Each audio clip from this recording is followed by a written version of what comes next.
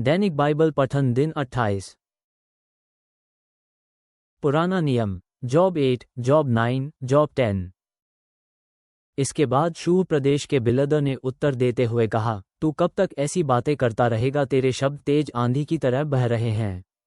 परमेश्वर सदा निष्पक्ष है, न्यायपूर्ण बातों को सर्वशक्तिशाली परमेश्वर कभी नहीं बदलता है। अतः यदि तेरी संतानों ने परमेश्वर के विरुद्ध पाप किया है तो उसने उन्हें दंडित किया है, अपने पापों के लिए उन्हें भुगतना पड़ा है।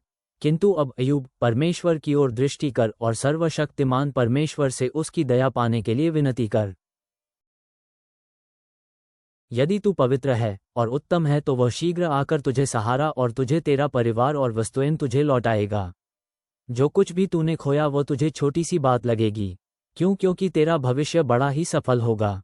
उन वृद्ध लोगों से पूछ और पता कर कि उनके पूर्वजों ने क्या सीखा था, क्योंकि ऐसा लगता है जैसे हम तो बस कल ही पैदा हुए हैं, हम कुछ नहीं जानते। परछाई की भांति हमारी आयु पृथ्वी पर बहुत छोटी है। हो सकता है कि वृद्ध लोग तुझे कुछ सिखा सकें, हो सकता है जो उन्होंने सीखा है वे तुझे सिखा सकें। बिलदद ने कहा, क्या सूखी भूमि में भोजपत्र का वृक्ष बढ़कर लंबा हो सकता है? नरकुल बिना जल के बढ़ सकता है? नहीं। यदि पानी सूख जाता है तो वे भी मुरझा जाएंगे। उन्हें काटे जाने के योग्य काट कर काम में लाने को वे बहुत छोटे रह जाएंगे।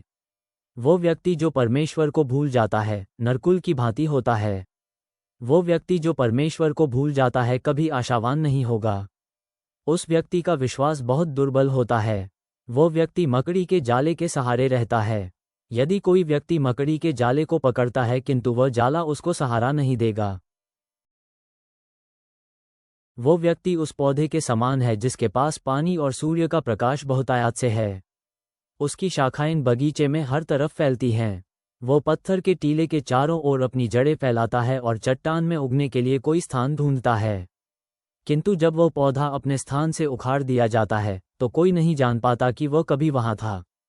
किंतु वो पौधा प्रसन्न था, अब दूसरे पौधे वहां उगेंगे जहां कभी वो पौधा था। किंतु परमेश्वर किसी भी निर्दोष व्यक्ति को नहीं त्यागेगा और वह बुरे व्यक्ति को सहारा नहीं देगा। परमेश्वर अभी भी तेरे मुख को हंसी से भर देगा और तेरे ओठों को खुशी से चहकाएगा। और परमेश्वर तेरे शत्रुओं को लज्जित करेगा और वह तेरे शत्रुओं के घरों को नष्ट कर देगा। फिर अय्यूब ने उत्तर दिया, हाँ, मैं जानता हूं कि तू सत्य कहता है, किंतु मनुष्य परमेश्वर के सामने निर्दोष कैसे हो सकता है? मनुष्य परमेश्वर से तर्क नहीं कर सकता। परमेश्वर मनुष्य से हजारों प्रश्न पूछ सकता है और कोई उनमें से एक का भी उत्तर नहीं दे सकता है। परमेश्वर का विवेक गहन है, उसकी शक्ति महान है। ऐसा कोई व्यक्ति नहीं जो परमेश्वर से झगड़े और हानि न उठाए। जब परमेश्वर क्रोधित होता है वो पर्वतों को हटा देता है और वे जान तक नहीं पाते। परमेश्वर पृथ्वी को कँपाने के लिए भूकंप भेजता है। परमेश्वर पृथ्वी की नींव को हिला देता है। परमेश्वर सूर्य को आज्ञा दे सकता है और उसे उगने से रोक सकता है। वो तारों को बंद कर सकता है ताकि वे न चमकें। केवल परमेश्वर ने आकाशों की रचना की। वो सागर की लहरों पर विचरण कर सकता है। परमेश्वर ने सप्तर्षि, मृगशिरा और कचपच्या तारों को बनाया है। उसने उन ग्रहों को बनाया जो दक्षिण का आकाश पार करते हैं। परमेश्वर ऐसे अद्भुत कर्म करता है जिन्हें मनुष्य नहीं समझ सकता। परमेश्वर के महान आश्चर्यकर्मों का कोई अंत नहीं है। परमेश्वर जब मेरे पास से निकलता है मैं उसे देख नहीं पाता हूँ। परमेश्वर जब मेरी बगल से निकल जाता है मैं उसकी महानता को समझ नहीं पाता। यदि परमेश्वर छीनने लगता है तो कोई भी उसे रोक नहीं सकता। कोई भी उससे कह नहीं सकता, तू क्या कर रहा है? अपने क्रोध को नहीं रोकेगा। यहाँ तक कि राहाब दानव, सागर का दैत्य के सहायक भी परमेश्वर से डरते हैं। अतः परमेश्वर से मैं तर्क नहीं कर सकता। मैं नहीं जानता कि उससे क्या कहा जाए। मैं यद्यपि निर्दोष हूँ किंतु मैं परमेश्वर को एक उत्तर नहीं दे सकता। मैं बस अपने न्यायकर्ता परमेश्वर से दया की याचना कर सकता हूँ। यदि मैं उसे पुकारूं और वह उत्तर दे तब भी मुझे विश्वास नहीं होगा कि वह सचमुच मेरी सुनता है। परमेश्वर मुझे कुचलने के लिए तूफान भेजेगा और वह मुझे अकारण ही और अधिक घावों को देगा। परमेश्वर मुझे फिर सांस नहीं लेने देगा।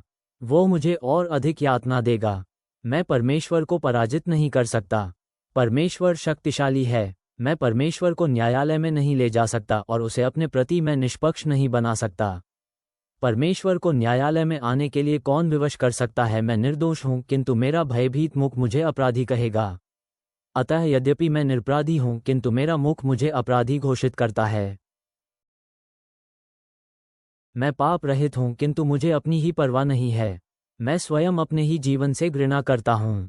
मैं स्वयं से कहता हूँ, हर किसी के साथ एक सा ही घटित होता है। निरपराध लोग भी वैसे ही मरते हैं जैसे अपराधी मरते हैं। परमेश्वर उन सबके जीवन का अंत करता है।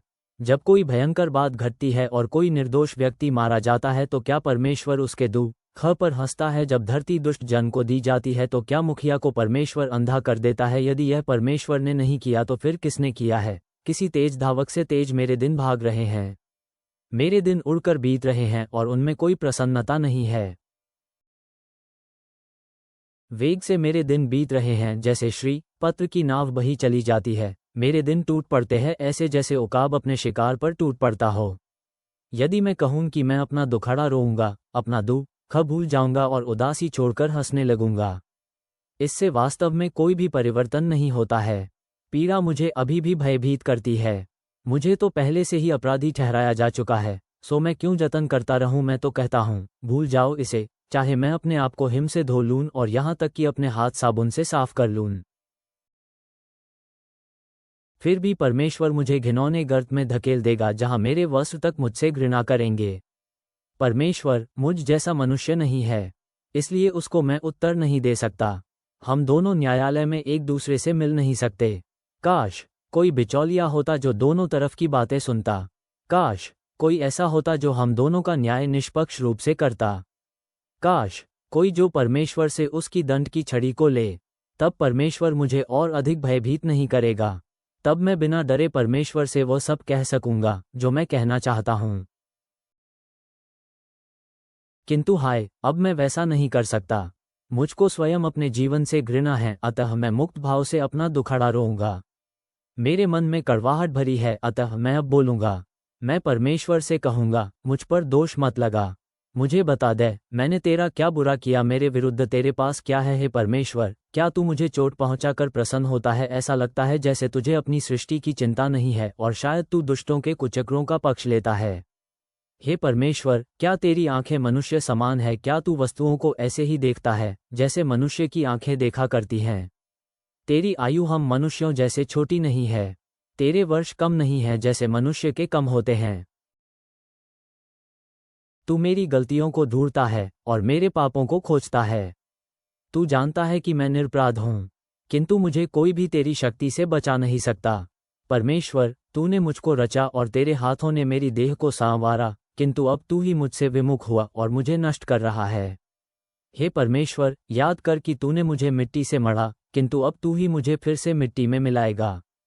तू दूध के समान मुझको उडेलता है, दूध की तरह तू मुझे उबालता है और तू मुझे दूध से पनीर में बदलता है।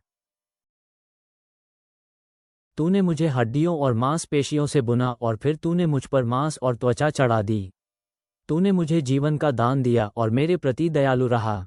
तूने मेरा ध्यान रखा और तूने मेरे प्राणों की रखवाली की।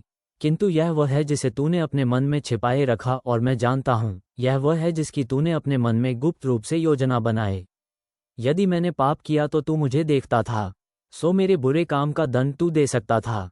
जब मैं पाप करता हूँ तो मैं अपराधी होता हूँ और यह मेरे लिए बहुत ही बुरा होगा।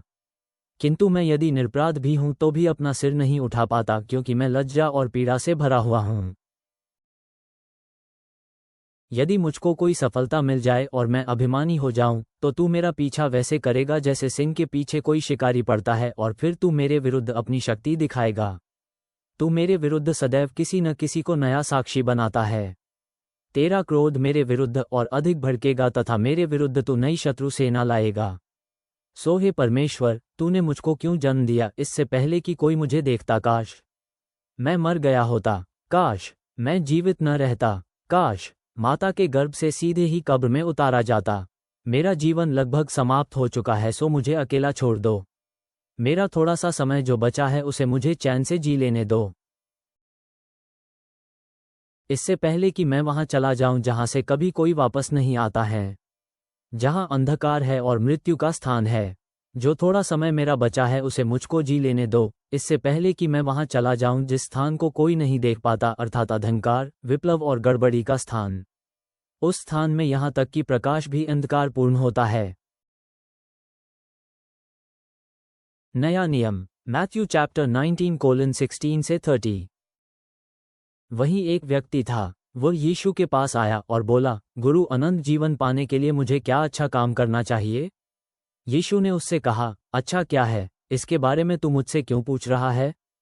क्योंकि अच्छा तो केवल एक ही है।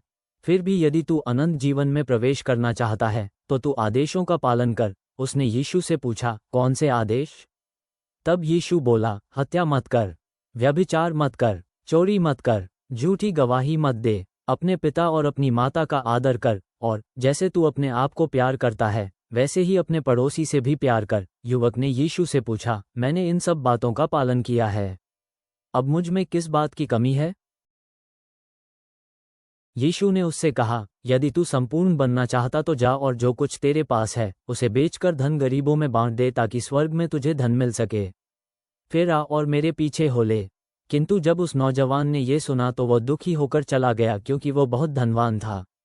यीशु ने अपने शिष्यों से कहा, मैं तुमसे सत्य कहता हूं कि एक धनवान का स्वर्ग के राज्य में प्रवेश कर पाना कठिन है। हाँ, मैं तुमसे कहता हूं कि किसी धनवान व्यक्ति के स्वर्ग के राज्य में प्रवेश पाने से एक ऊंट का सुई के नकुए से निकल जाना आसान है। जब उसके शिष्यों ने ये सुना तो अचरज से भरकर पूछा, फिर किसका उद्धार हो सकता है? यीशु ने उन्हें देखते हुए कहा, मनुष्यों के लिए यह असंभव है, किंतु परमेश्वर के लिए सब कुछ संभव है।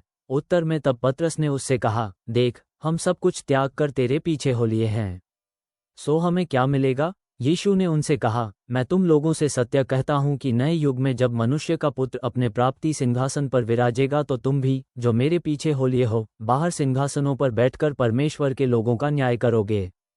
और मेरे लिए जिसने भी घर बार या भाइयों या बहनों या पिता या माता या बच्चों या खेतों को त्याग दिया है, वह 100 गुना अधिक पाएगा और अनंत जीवन का भी अधिकारी बनेगा। किंतु बहुत से जो अब पहले हैं अंतिम हो जाएंगे, और जो अंतिम हैं पहले हो जाएंगे। नीतिवचन, प्रोवर्ब्स चैप्टर 3:11 से 20। हे मेरे पुत्र, यहोवा के अनुशासन का तिरस्कार मत कर, उसकी फटकार का बुरा कभी मत मान। क्योंकि यहोवा केवल उन्हीं को डांटता है जिनसे वह प्यार करता है, वैसे ही जैसे पिता उस पुत्र को डांटे जो उसको अति प्रिय है। धन्य है वो मनुष्य जो बुद्धि पाता है, वो मनुष्य धन्य है जो समझ प्राप्त करें। बुद्धि मूल्यवान चांदी से अधिक लाभदायक है, और वह सोने से उत्तम प्रतिदान देती है। बुद्धि मणि माणिक से अधिक मूल्यवान है, उसकी तुलना कभी किसी उस वस्तु से नहीं हो सकती है जिसे तू चाह सके। बुद्धि के दाहिने हाथ में सुदीर्घ जीवन है, उसके बाएं हाथ में संपत्ति और सम्मान है। उसके मार्ग मनोहर हैं और उसके सभी पथ शांति के रहते हैं। बुद्धि उनके लिए जीवन वृक्ष है जो इसे अपनाते हैं, वे सदा धन्य रहेंगे जो दृढ़ता से बुद्धि को थामे रहते हैं। यहोवा ने धरती की नींव बुद्धि से धरी, उसने समझ से आकाश को स्थिर किया। उसके ही ज्ञान से गहरे सोते फूट पड़े और बादल ओसकण बरसाते हैं। संप्रभु पिता, तू महान मैं हूँ है जो अपनी प्रजा के बीच पवित्रता और शक्ति में निवास करता है। जैसे हम अंतिम भोज और यीशु की विश्वासघात को याद करते हैं, हमें खुद की जांच करने और तेरे साथ अपने वाचा में विश्वास योग्य चलने में मदद कर। हमें अपनी स्वीकारोक्ति में दृढ़ रहने का साहस दे, भले ही इनकार सुरक्षित लगे। हम कठिन स्थानों से न भागे बल्कि विश्वास करें कि तू उन लोगों के लिए सब कुछ भले के लिए कार्य करता है जो तुझसे प्रेम करते हैं। यीशु की दया से हमारे उद्धारकर्ता और राजा, आमेन।